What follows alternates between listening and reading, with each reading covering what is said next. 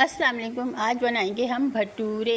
तो भटूरों की रेसिपी लाई हूँ। 3 पाव मैदा लिया है मैंने और इसमें 3 टेबल स्पून दही डाला है और दही के बाद 1 टेबल स्पून शक्कर डाली है और 3 टेबल स्पून डालूँगी इसमें मैं ऑयल और हाफ़ टी स्पून डाला है मैंने बेकिंग सोडा और नमक टेस्ट के लिहाज से डाला है। अब सबको मिलाकर अच्छी तरह से मैं एक अच्छा सा नॉर्मल सा डो बना दूँगी। तो मैंने बना लिया है, ढक के रख दिया है। अब ये माश की दाल को मैंने उबाल कर पीस लिया है। इसमें मिर्च मसाला अपने ही टेस्ट के लिहाज से ले लिया है।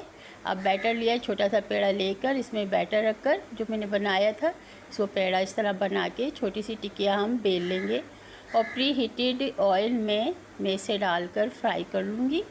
तो ये देखिए मैंने फ्राई करना शुरू कर दिया है। ये देखिए माशाल्लाह से देखिए कितने फूले फूले से हो रहे हैं ना। ये भटूरे बड़े ज़बरदस्त होते हैं। इसे आप कीमे के